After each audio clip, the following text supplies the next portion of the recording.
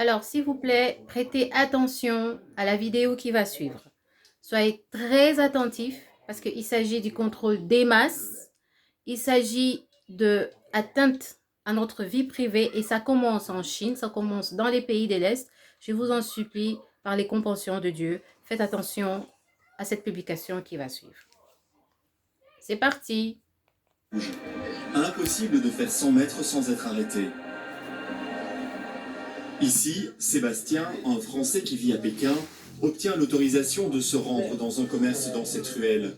Il faut laisser son nom, son adresse, son téléphone. Pourquoi?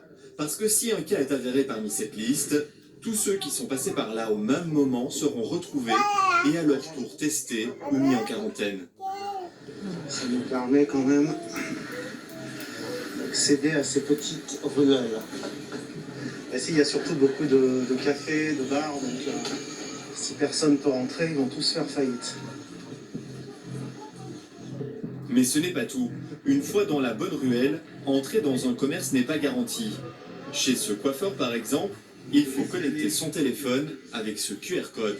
Et avec mon numéro de téléphone, il va m'indiquer si pour moi c'est possible d'accéder à cette boutique sans prendre de risque. Donc là, ça indique que je n'ai pas voyagé ces 2 dernières semaines et que donc je peux tout à fait rentrer ici et utiliser les services de cette boutique. Voilà, donc c'est un système assez pratique et qui est installé dans la plupart des magasins à Pékin. Le coiffeur peut ainsi savoir si vous êtes malade, mais aussi si vous avez simplement croisé un malade. Il peut alors refuser de vous coiffer. C'est une façon effectivement de contrôler les gens. Alors après, on ne sait pas trop effectivement où ces informations sont obtenues, comment, mais bon, ça veut dire que juste avec votre numéro de téléphone, les autorités chinoises savent où vous êtes allé. C'est utile dans le cadre de la lutte contre l'épidémie. C'est évident que ça peut servir aussi à autre chose, potentiellement. Mais en tout cas, dans le contexte actuel, c'est une manière très efficace de contrôler les déplacements. Bon, désolé pour la petite qui est devant. À l'entrée de la plupart des on va faire bâtiments, comme ça. on vous prend la température. Lui, il est équipé tout en blanc. Parfois, on tend simplement le poignet. Plus inquiétant. Le poignet. Parfois, c'est plus sophistiqué. Tout est enregistré en ligne. Et le régime chinois peut comparer les températures avec la reconnaissance faciale, plus difficile c'est vrai avec les masques, et avec la géolocalisation des téléphones. Aucun moyen, si vous êtes malade, d'échapper à la quarantaine. Chaque commerce, chaque lieu public participe à la traque. Résultat de cet impressionnant déploiement de moyens, la police de Pékin peut désormais fièrement affirmer qu'il n'y a plus aucun malade dans ces rues. Désormais, l'ennemi vient de l'extérieur. Donc là, on est en train de nous expliquer en fait toutes les mesures de précaution à prendre.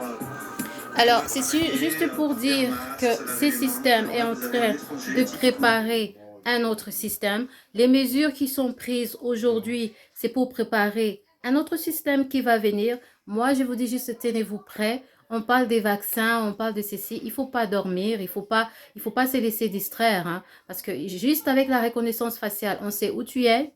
On sait si tu es malade ou si tu n'es pas malade. On a toutes les données qui te concernent stockées. Pourquoi? Parce qu'il y a eu une maladie qui s'est propagée, il y a une pandémie. Alors, au nom de soi-disant la préservation de la vie, on vous impose un autre système qui jusqu'ici, on ne se laissait pas faire en fait. On ne se laissait pas faire. Mais qui aimerait qu'on contrôle sa vie jusqu'à ce point-là? Il n'y aura plus de vie privée. Voici le but de toute cette pandémie. C'est pour faire à ce que le monde devienne un et qu'on arrive à contrôler même le petit villageois qui va se lever à 5 heures du matin pour aller, excusez-moi le terme petit villageois, mais c'est pour dire que ça arrive vraiment très loin pour surveiller les masses. Pour surveiller les masses. Il ne faut pas dormir, il ne faut pas vous dire que ouais, c'est juste une pandémie. Ce n'est pas une pandémie comme ça. Moi, j'avais déjà compris qu'il y avait quelque chose derrière cette pandémie. Et ça commence en Asie, s'il vous plaît. Réfléchissez-y, hein.